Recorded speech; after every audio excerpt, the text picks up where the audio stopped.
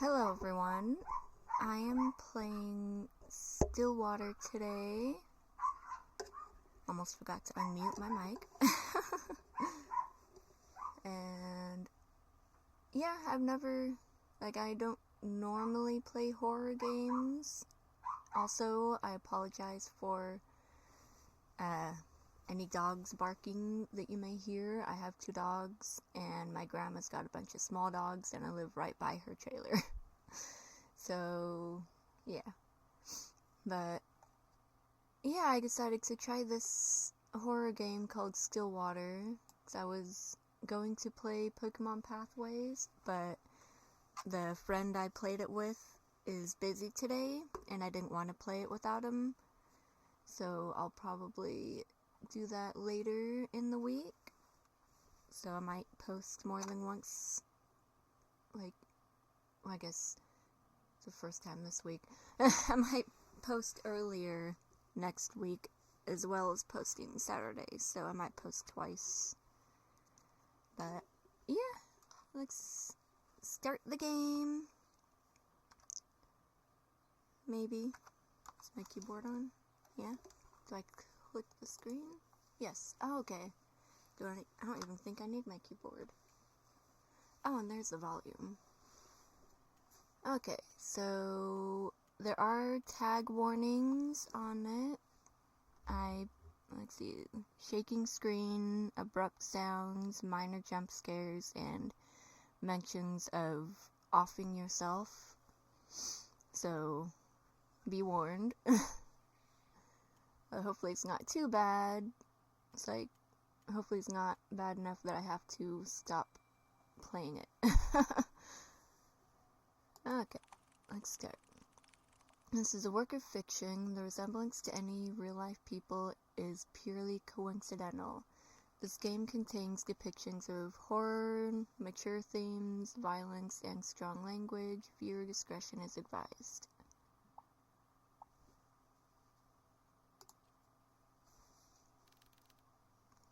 Caretaker. I'm sorry, but I can't stay here anymore, Nina. I feel like I'm going crazy. Oh, one more thing. Even though I'm an adult, I don't say any cuss words. So if there's any cuss words, I will be using non-cuss words. So, yeah. Nina, calm down if we can just talk it out. So many strange things keep happening one after another. Every day there's this dripping sound. I thought it was just something leaking at first, but I check every faucet, every ceiling, everything, and still I hear it everywhere, constantly echoing in my ears. Please listen to me. Oh, but the water, that water. Water? Yes, it's everywhere. Pools of it are all over the house, and every time I try to mop it all up, another will appear. There's no end to it. But it's at night. It's at night when it comes. What are you talking about? I hear someone or something walking along the hallways at night. Maybe it's just my grandfather. No, Nina, it's not him. I thought it was, but it's not. But I've seen it, that thing. I only glimpsed at it once, but I'm more than certain that thing was not your grandfather. Ever since that night, I would lock my door and pray it would walk past my room. I don't know what's going on, but I swear it just keeps walking, always walking on pools of water. Sometimes I hear them randomly. Their steps are erratic and faint, but I can still hear them. Just the steady pace up and down the halls. But I think recently it's no longer like that. What do you mean? Every morning I follow to see where the wet footprints lead. It walks towards something more clearly than before. It would walk down the halls, climb the stairs, and turn corners. All of it I'd follow. Eventually the trail would come to a stop. And it would all stop right by your grandfather's room. His room? If this is some sick joke to scare me away, then please stop. It's not a joke, Nina. I meant when I said that there's something wicked going on in this house. That can't be true. I know this is a lot, but you have to believe me. I can't stay here any longer. I'm sorry, Nina. That's not good. It's okay, I understand. Thank you for taking care of my grandfather up until now, and I'm sorry for all the stress I've caused you. I'll be sure to pay you right away as soon as I... Nina, listen to me. I don't know what's happening around here, but... so I'm not that great at... Oh. Hello, whoever joined. But, yeah, and I'm... Yeah, The woman on the phone cautiously looks around, turning her head constantly back and forth, looking over her shoulder to find, if any, others listening in. She grips the phone so close to her ear in a vice-like grip, before speaking again in a hushed tone. Something terrible is lurking in this house. I don't know what it is, but please, as soon as you get back, take your grandfather and just leave this place. Leave? I can't just leave everything behind. We have nowhere else to go. Please, Nina, this place is not safe. The rumors, they're true. The curse is real. My family is not cursed. But Nina, at this rate, you and your family will... Enough. A pause. Cold and sharp tenseness strains the call as both women, exhausted and stressed beyond their comfort, try to stifle their growing frustrations towards one another. Neither yielding to the other's thoughts, only leaving anger and hurt to fester through the silence. After what feels like a suffocating stillness, Nina finally sighs heavily and responds bluntly to the caretaker. And drink some water real quick. Marvelous. Shoot, I forgot to silence my phone. Hang on. There we go. Look, I don't know what you heard or saw, but I can't just leave things like this. Whoever or whatever they are, they will answer to me. I won't let them have their way. I don't have time wasting my energy on this stupid curse. So if you can't help me, then so be it. I'll find a way. Nina, my grandfather is all I have left. He's all I have left. Oh, I'm guessing that's a caretaker. That's... Oh, that don't look good. Huh.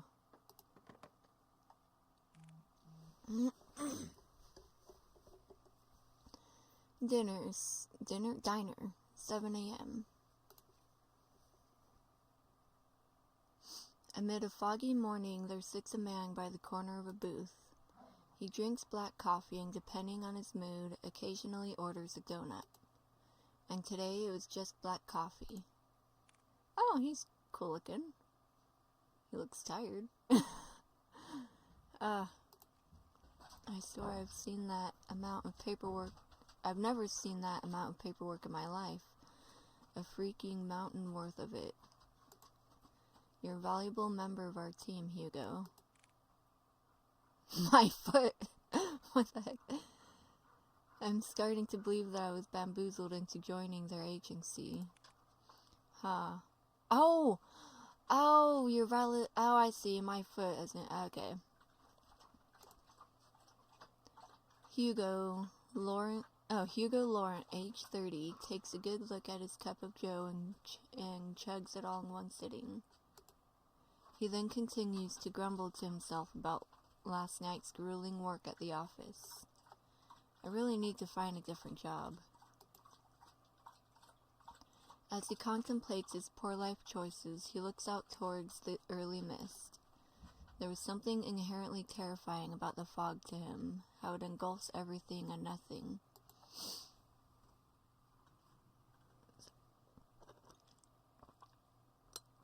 Drinking more water. Not used to talking this much. Even if it disappears, it always leaves behind traces. Proof of it remaining. Even in a quaint little town like this, I can't even run from my fate, I guess. Hugo finally stares at the compiled newspaper clippings he put together. Some of them from recent events, but mainly all were past headlines of missing person cases. Oh hey, there's the menu. Okay. Well, I know how to save now. No matter how many times I see this, it's still just as hard to look at. Fixating case after case, he can't help but remind himself that there is a reason for all of this. An all too personal reason. Seeing strange things comes with a price. Oh, I wonder if he can see ghosts or something. In the end, I'm the one doing this to myself. Sounds rough. Mind if I join? Chuya?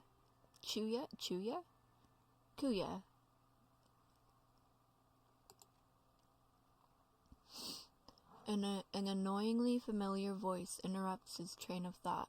He slowly looks up to see the one responsible, although reluctantly. Oh, he's cool looking.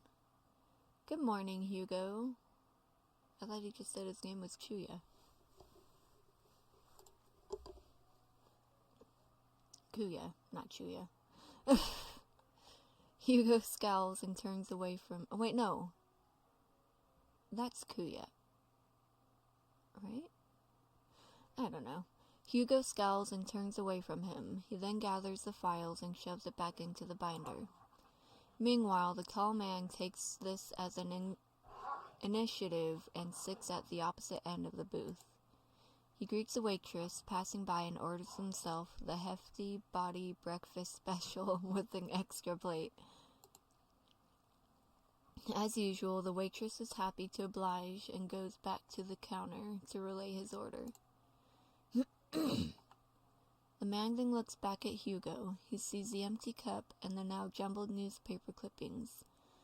All the while, Hugo is trying to ignore him. Looks like a really happy-go-lucky guy.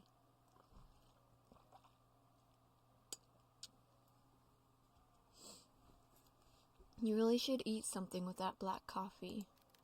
Not ordering any donuts today? I'm fine, Noah. Oh, okay, so his name's Noah. I'm just not in the mood, okay? Not even a little? There's a momentary silence between them before Noah disturbs it once more. Well, too bad for you. I ordered a big breakfast for the two of us. Two? Oh, that actually looks kind of good. I haven't had pancakes in forever. Although I'd have a cup of tea instead of coffee. And coffee makes me nauseous. As if the world could grace Noah with an even more perfect punchline, the food arrives. Why the heck did you order for the two of us? Just eat what you want to eat. Don't worry about me.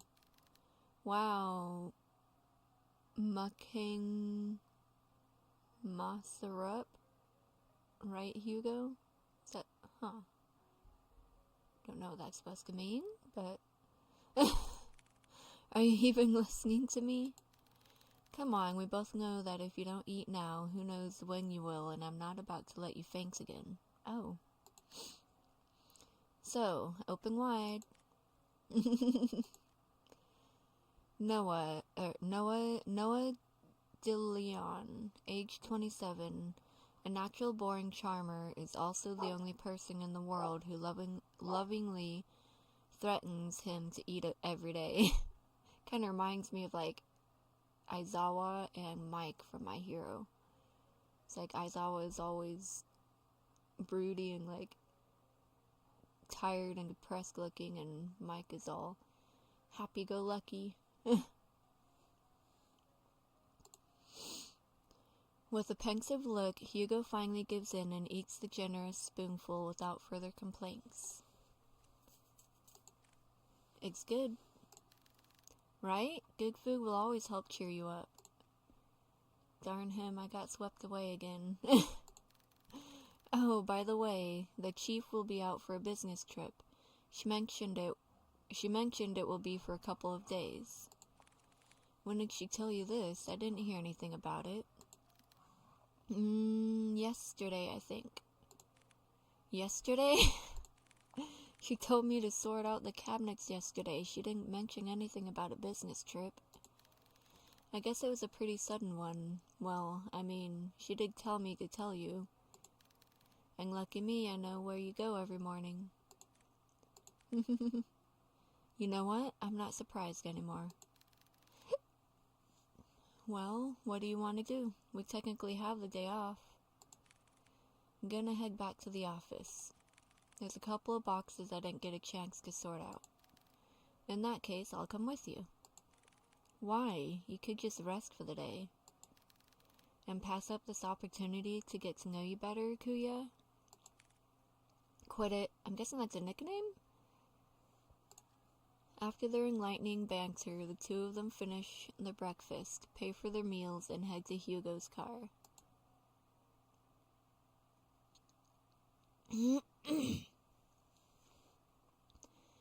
As Noah opens the door to the passenger seat, he notices a bloodhound sleeping inside. Aww.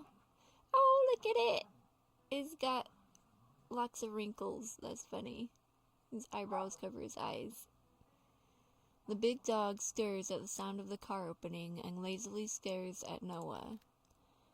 I'm sorry, big guy. He then closes the door while trying not to make too much noise to disturb its occupant. He's so cute. Colby. Oh, look at his eyes! That's so cute. At the sound of his name, his heavy-lidded eyes slowly peek to see who calls for him. It is his one and only partner, his human. Oh, as if finally realizing who he is or where he is, the old bloodhound stirs up from his sleep, pounces at Hugo, and proceeds to wag his tail uncontrollably. That's so cute. Gotta drink more water.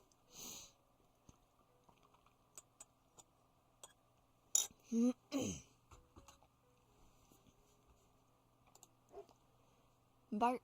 Well, I guess I don't have to really say that since it made the barking noise. Okay. Good morning again, Colby. Had a nice nap? Oh, he looks happy to see his doggy. Colby, 8 years old, Hugo's most faithful and loving partner in crime, has the biggest tendency to just sleep all over the place. Noah, who is witnessing all this from the back seat, chuckles to himself. He is amazed and slightly defeated at Hugo's sudden surge of energy. I know my dogs make me happy. It doesn't matter how many times I try. When it comes to boosting up his mood, no one can beat Colby. That's so cute. Agency, 7:50 a.m.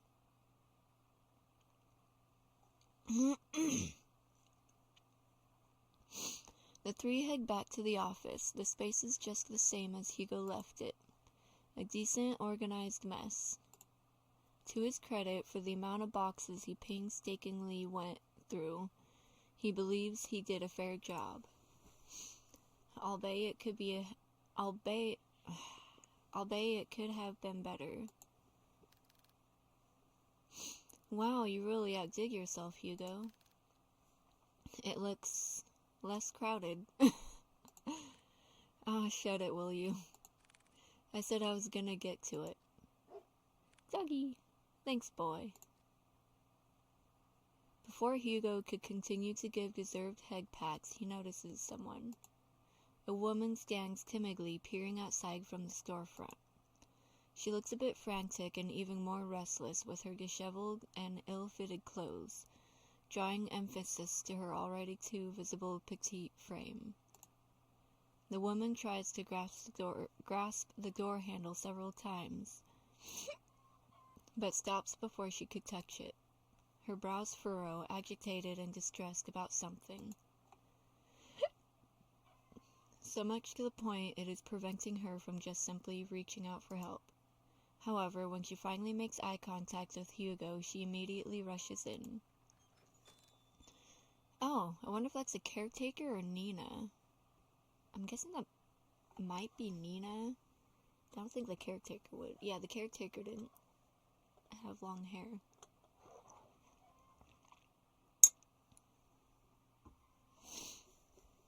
I'm so sorry. I know that the close sign is up, but I saw you come in, and Are you alright, miss? I need your help. My grandfather, Okay, so it is Nina. Before she can continue explaining, Noah swiftly cuts in front of Hugo and intervenes, in all too practiced manner. It's okay, miss. We'll hear what you have to say. So please, why don't you sit right over there? Noah gestures to one of the empty seats at the other side of the office. The poor woman hesitates for a moment. She clutches desperately to the strap of her purse, her eyes focusing apprehensively on them and at the gestured seat.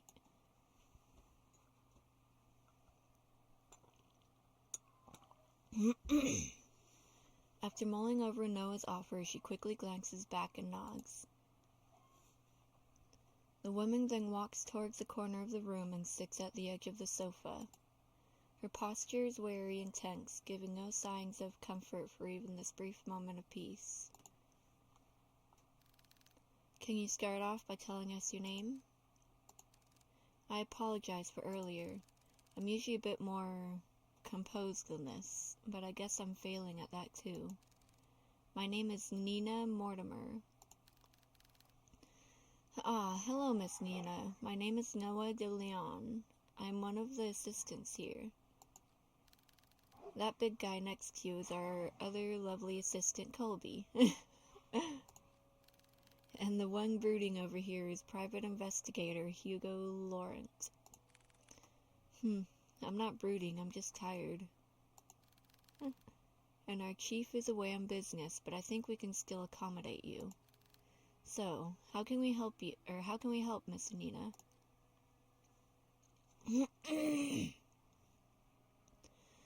For just a moment, Nina appeared a bit more lax, more hopeful, maybe even relieved from this warm welcome. However, she once again tenses up. The guilt and shame come rushing back to her, visibly by the creases of her brow as she once again realizes why she is here. I need help watching over my grandfather tonight. Tonight? Yes, I know this is a strange request, but my hands are tied on this. It has to be tonight. I'm sorry, Miss Nina, but I don't quite understand. Is your grandfather in any danger? I think someone is trying to take him away. Uh-oh. Take him? Miss Nina, I think you should contact the police right away. They're far more equipped at handling this kind of situation. No, they're not. I've tried requesting their help, but they've given me the same answer verbatim for weeks now. They would send someone out to watch over the manor for the entire day, but by the end of the routine, they would always report back nothing unusual. They saw no one else leaving or arriving at the house other than me or the caretaker. And despite telling them all in detail about the letters and all the strange things that's been happening, there's nothing they can do about it but just sit around until it escalates even more.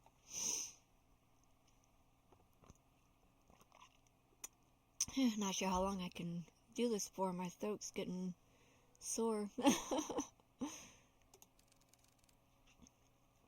I can't wait any longer. Any more than this, then it'll all be too late. If only I knew who Lewis was. Lewis?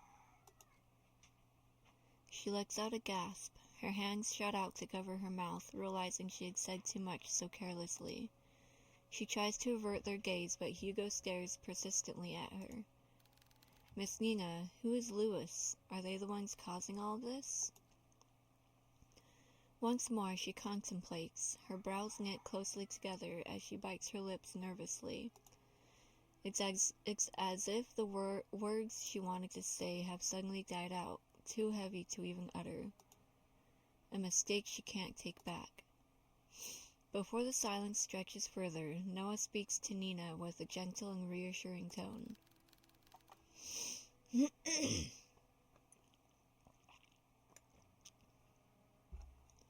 Miss Nina, I know it's scary, all the things you've mentioned to us so far. No one should ever have to experience, especially by themselves. And I assure you we'll listen to all of it. I promise. Wild and manic eyes search deeply at them, trying desperately to discern any doubt or mistrust on their faces.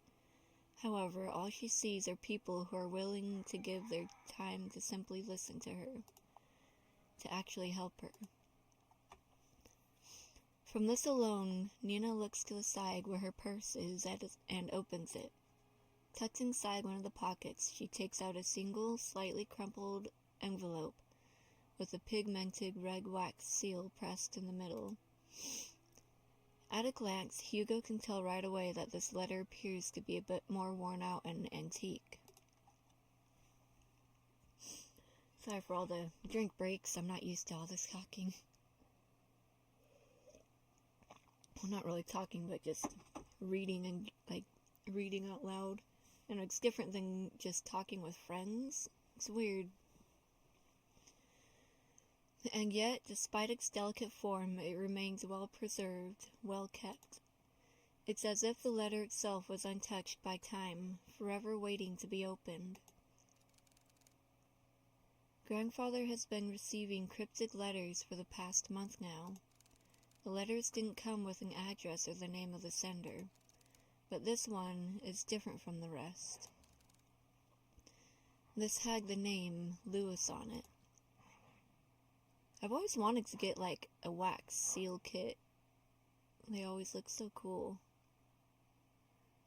As she hands over the letter, Hugo notices her hand slightly shaking.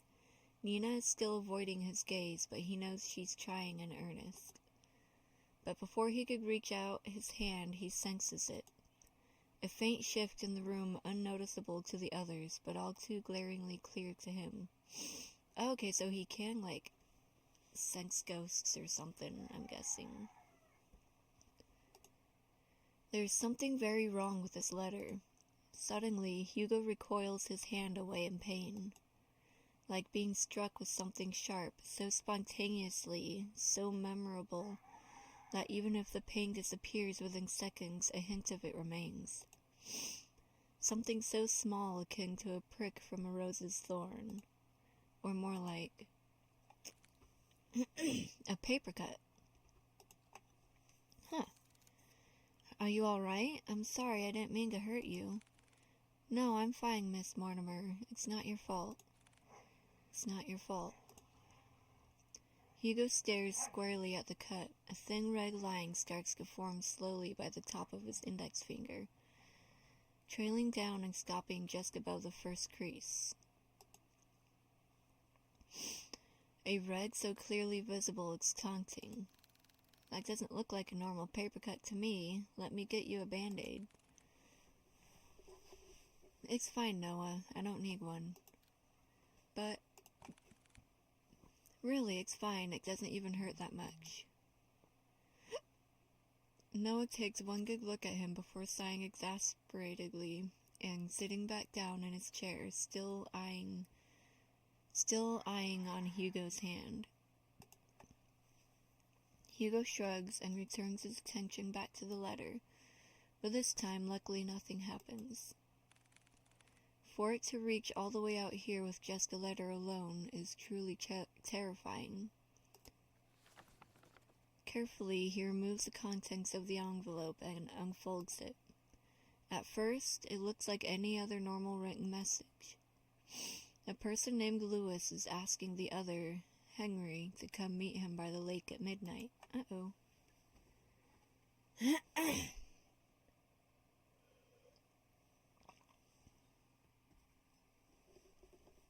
My milk tea is actually helping more than my water.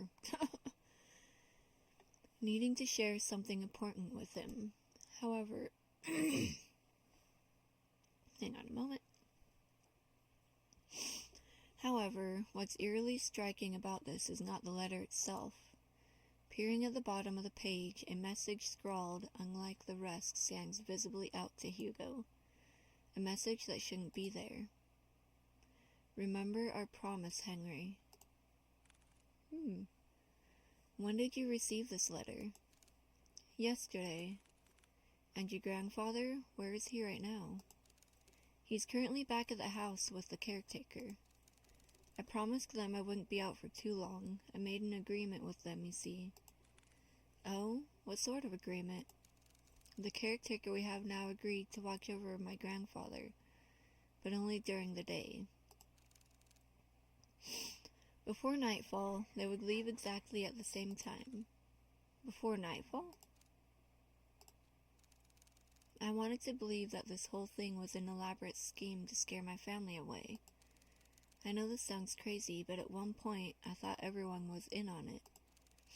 The mail carriers, the officers, the caretakers. Everyone had a hand at making our family suffer. But this one was different. Up until now, I've never heard of anyone by that name.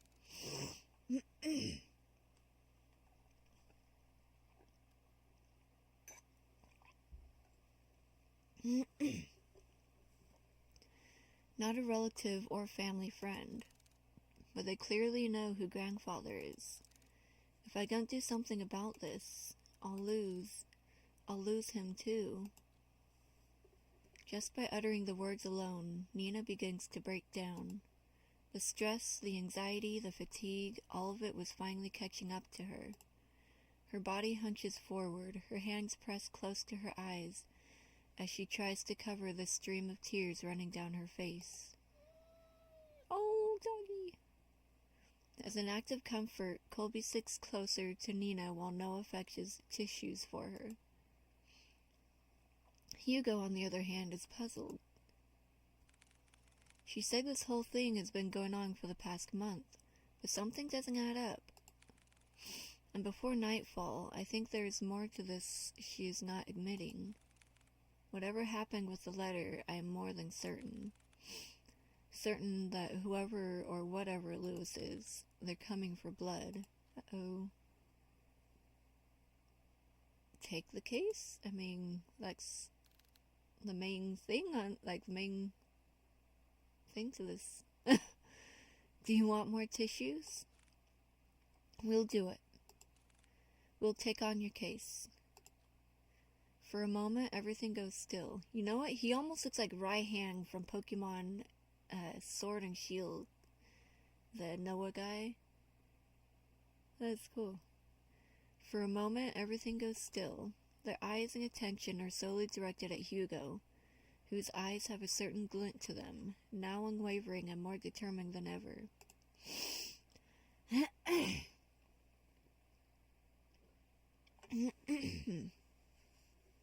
Sorry.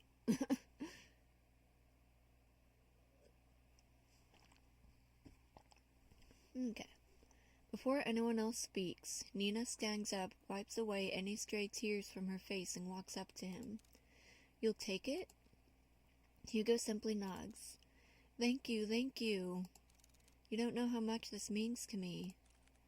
We're glad to help, miss. Nina, please just call me Nina. Well, Nina, we'll do our best.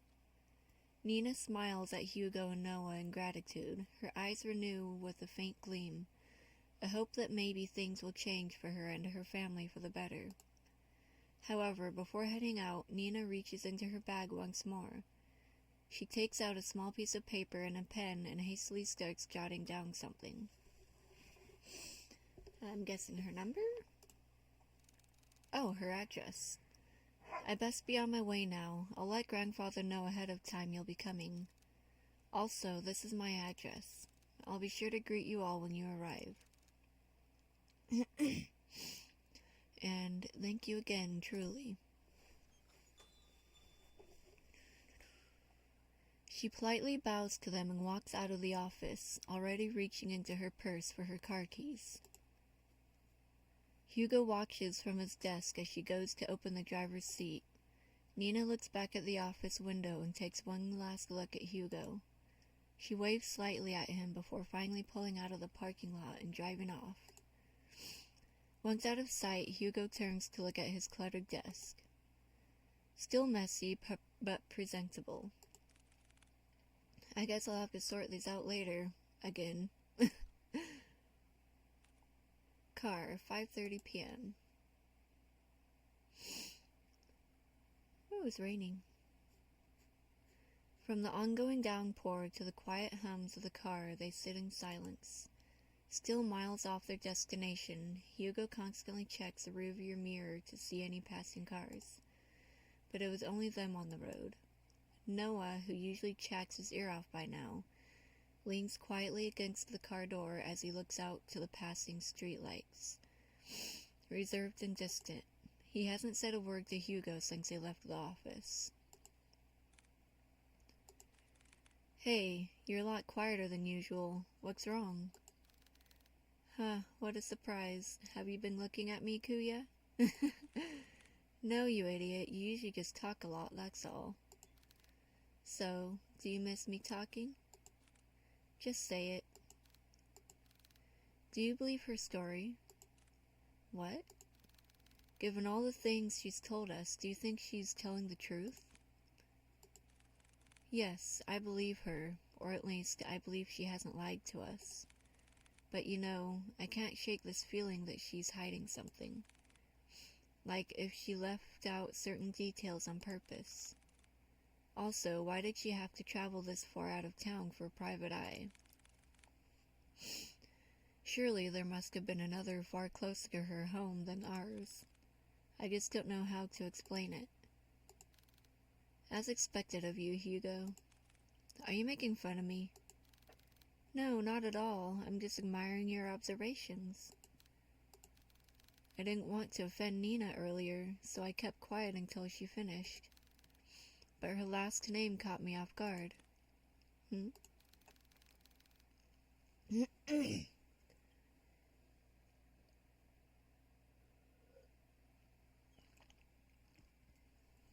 Have you heard about the Mortimers?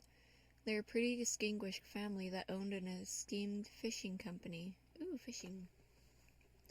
Haven't been fishing in a couple years. Well, they used to, I believe. They have yet to name an heir.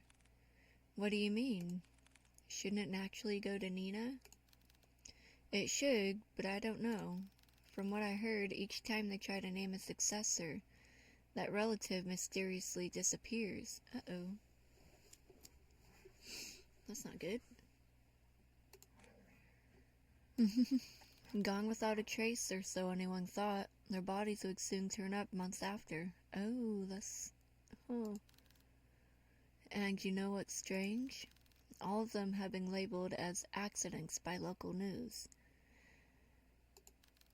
No foul play, just another unfortunate loss for the family. They've been struck with so many tragedies that, over time, people began to believe they were cursed or something. Someone's probably offing them. Although it did show like a ghost at the beginning of the game, so maybe they are being haunted or something. Curse? I think I can understand why she wouldn't go to the police again. They most likely thought she was seeing things and went along with the procedures just to keep face. But deep down, they must have thought she had gone mad. I can't imagine all of this for Nina. And most of all, who knows what we'll find there. Is that why you decided to come with me? Well, partially. I'm more worried about you, though. Me? Why? Think of it this way. I'm the appointed driver. When you decide to do some pretty reckless stuff, I'll be there to drive you to the local hospital. That's nice. Besides, 2 is better than 1. Exactly. I was fine with Colby coming with me. Oh. Well, have you heard that 3 is better than 2?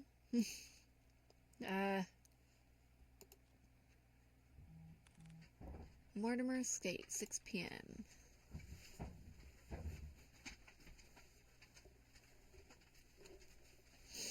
Passing through countless dirt roads and steep cliffs, the estate can finally be seen beyond the evergreen. Nestled away from prying eyes, it stands tall, magnificent, and classic, truly a rarity only afforded to the privileged. And yet, with all its opulence, it looms from a distance. Hugo and Noah could only gaze at the sheer scale of the manor. Its grand stature topples easily over the dozens of houses they drove past. Wow, look at the size of it! I could never imagine seeing a house like this in person. Yeah, it is huge, huh? That's cool. I'm gonna save the game real quick, because I haven't saved it at all. Save. Empty slot 1. Oh, I should have saved it before I made that first decision. So I could have multiple... Yeah... So I think there's multiple endings to this? I think there's like a lot of pages that you can have. Okay. I'm guessing Q is quick save. Huh. Oh.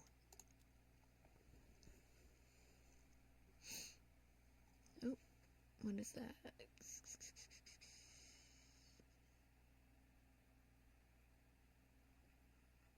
Okay. It's almost too surreal. Come on, she's waiting for us. I wouldn't mind exploring a big house like that, as long as it wasn't haunted. Oh. Immediately after exiting the driver's seat, a sudden sharp pain weighs heavy on Hugo's chest. Uh-oh. Grasping tightly at his coat, he begins to gasp for air. His vision hazes as he leans close to the car, trying desperately to ground himself. Like a fish drawn out of the sea, he desperately heaves. The air in his lungs escaping too quickly burns as he feels his throat start to strain, drawing tighter the more he breathes. But this pain pales in comparison to a feeling far more excruciating. Is it the house? No, something far more sinister. He feels it. Someone is watching him. A piercing gaze fixed on him, like leering at a bug and waiting to strike. We'll be together soon, Henry. Uh-oh. What the heck? Darn it already. I need to hurry or else... Hey, are you alright?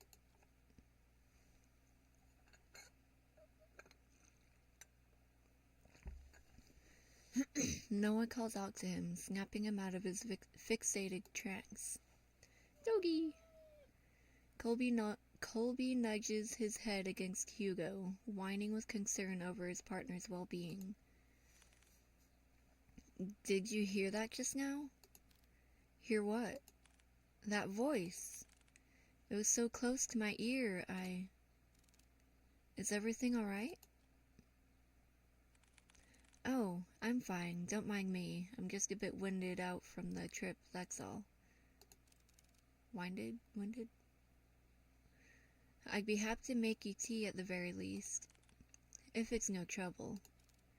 No, not at all. It's the least I can do. Once again, the subtle uneasiness from Nina surfaces. But before Hugo could get a chance to look further into it, she walked off towards the front porch without saying another word.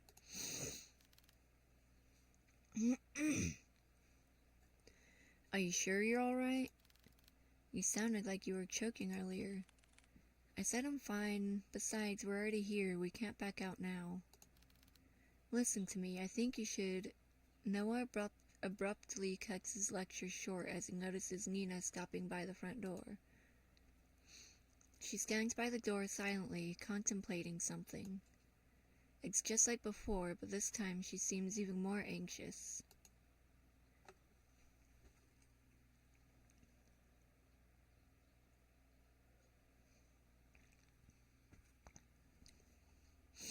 Whatever unease she tried to mask earlier became more apparent the minute they walked closer to the front door.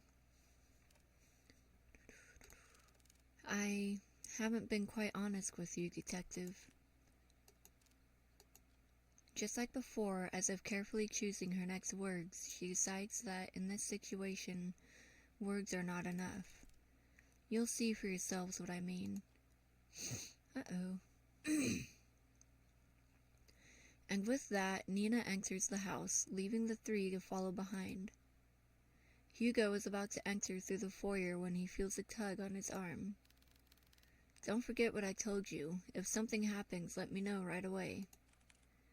You'll be the first to know. And with that, Noah releases his grip on Hugo.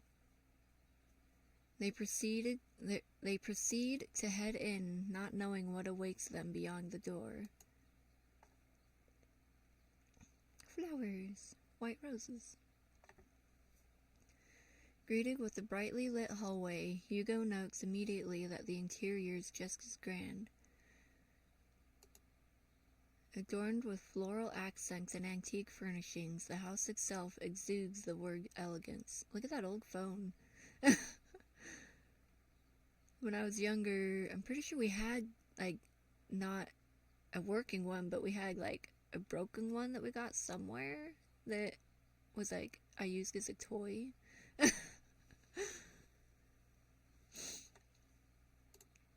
A classic and rustic charm, with the walls and floorings made from the finest wood. Hugo couldn't help but gape when he walked in. However, he notices something even more distinct than the splendor. Behind the seemingly perfect veneer, an unsettling air wreathes throughout the house,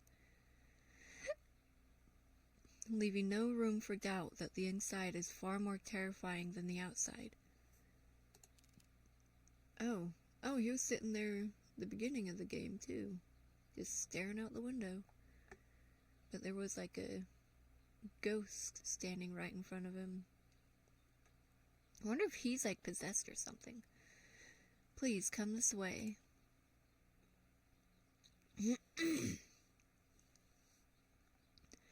Bracing themselves, they enter the dimly lit drawing room. At first glance, Hugo could not discern the silhouette situated at the far corner. Only the sparse lighting from the window pierces through a fraction of the room's darkness. However, as they approach closer to the silhouette, Hugo now understands the reason for all of Nina's unsettling vagueness. Grandfather, we have guests. Oh. That's her grandfather? He doesn't look old at all. What the heck? How is he her grandfather? His eyes are cool looking too. I think he's possessed. Look at his eyes. Pretty green though. Sitting on the armchair is a very young man, not much older than Hugo or Noah. He's dressed modestly and shares none of the imposing presence of the manor. Yeah, that can't be her grandfather. He's too young. No, rather, such luxury does not even remotely reflect on the man before them at all. It's as if the flow of time had stopped only for him, while the rest had continued changing drastically without him. Oh. So I wonder if they figure out what's going on and fix it, if he'll suddenly age. That would kind of suck.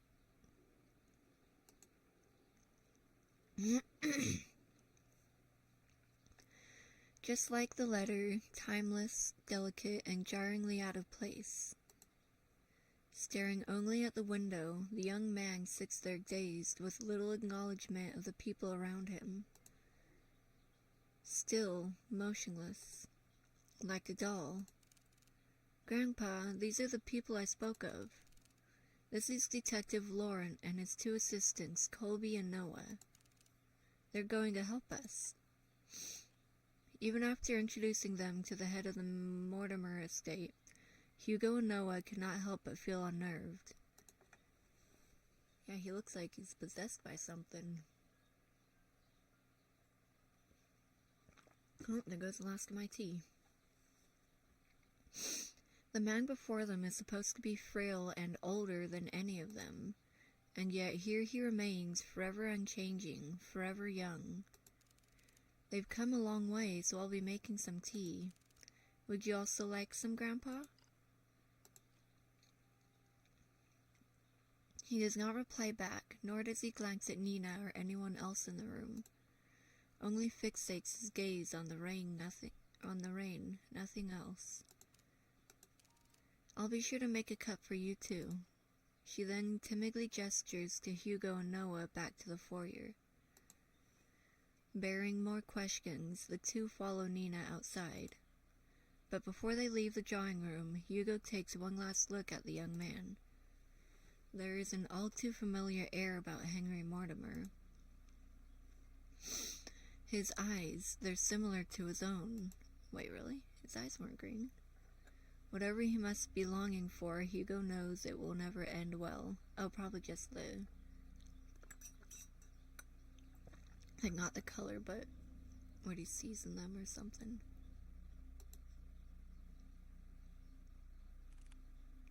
Oh, no, his eyes are kind of green. Like very, very pale green, unless I'm just blind. Nina, that man. Yes, he's my grandfather, the one I asked you all to watch over. I know this is hard to believe, but Nina draws something out from her pocket. It's an old picture of a handsome man with slicked back hair, wearing the finest of suits. The gentleman in the picture has a different air to him, one of wealth and power, none of which reflects at all on the current Henry Mortimer. It's almost as if looking at two different people. This isn't much to go by, but believe me, they are the same person. Then why does he look so young? It happened a few nights ago. I was on my way to get a cup of water when I heard a loud thud coming from my grandfather's room. I was worried that something fell over, so I went to go check, or he fell over. When I opened the door, I found him collapsed on the ground. He fell over. That's not good. If I had heard a thud in, like, my grandma's room or whatever, I'd probably think she fell over. I rushed to help him up, but when I did, he looked so different. He wore the same clothes that my grandpa wore that night. And his face, I recognized his face. He looked younger. So many things were rushing through my head at the moment, and yet I knew he felt familiar to me. I know it sounds bizarre the more I talk about it, but that's what happened. And it was also the same night I found that letter. It was next to him, already opened. Oh, I wonder if something, like, ghostly on the letter or something did that to him. I'm sorry again for all of this. No matter who I went to, they either said something was wrong with me or my family. With everything going on, maybe they're right. The pools of water, the letters, Lewis or Lois? And now this. Those are big teardrops. I've been ignoring the signs for years and just blindly hoping things can get better if I try finding solutions on my own. But that's not enough anymore. Maybe my family is really cursed. No, they're not. No, they're not. Curses aren't real. Detective? I think we easily get too involved in believing that sort of thing exists. In truth, the ones who fixate on it make it their reality. Rumors, doubts, lies, all of those things are what they want to become real. Deep-rooted emotions like that can't possibly be healed or fixed right away. But like a curse, those emotions drag other people down with them. Personally, I think you were caught up in all of this. But I assure you, we'll see this through. For you and Mr. Mortimer. Thank you. Good. Now, our first priority is to find out more about I'm gonna say Lewis. Nina, the letter you showed us back at the agency. Do you have it with you? Ah, yes, it's here. Ouchie, my leg. Do you mind if I borrow it for a bit? I'll be sure to give it back. Of course, but what are you going to do with it? I've searched everything on the letter and I still couldn't come up with clues. I'll be using it as a reference or a guide, if you will. I'm afraid I can't discuss too much of the process, trade secret and all. Of course. I'll check upstairs. Noah, you and Colby check on the ground floor. Got it. Before they leave to do their own investigations, Hugo grabs a hold of Noah's shoulder. He leans in, close enough for Nina to not hear. Keep a close eye on Mr. Mortimer and Nina. Especially Nina. I don't want her to be dragged any more than she already is. So whatever happens, keep her safe. Hugo, you... Fine, but remember, yell for me, okay? I know, thank you, Noah. I'm counting on you. Doggy! You too, boy. He's so cute.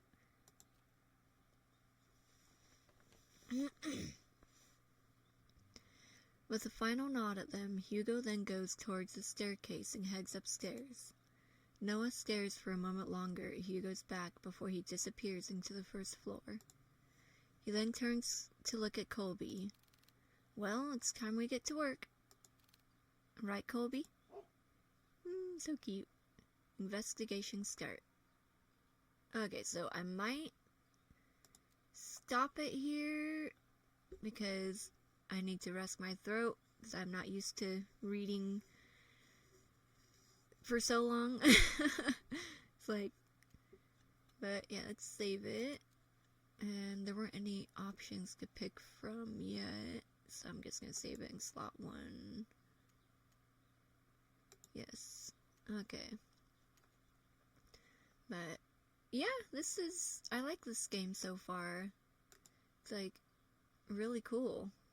Like I like horror, not like I don't watch scary movies because I live alone, you know, and scary movies are just too much, like, unless it's like the B-rated scary movies, you know, like I watched Zombiever before. That one was pretty, like, funny. And then the scary movies were funny, like the actual Scary Movie 1, 2, 3, and stuff like that. Like those, I think there's 4 of them. But those are funny. But, yeah, like, I do like horror, but I like this game. So, yeah. But, yeah, no, I will definitely stream this again. Possibly, like, I'll try streaming a few times next week since today's Saturday, so Sunday, so Saturday, tomorrow, Sunday. But yeah, I'll definitely continue this game. But yeah, I hope everyone enjoyed the stream, and I hope you all have a lovely day or night, whatever time it is for you right now. And I will talk to everyone later. Goodbye.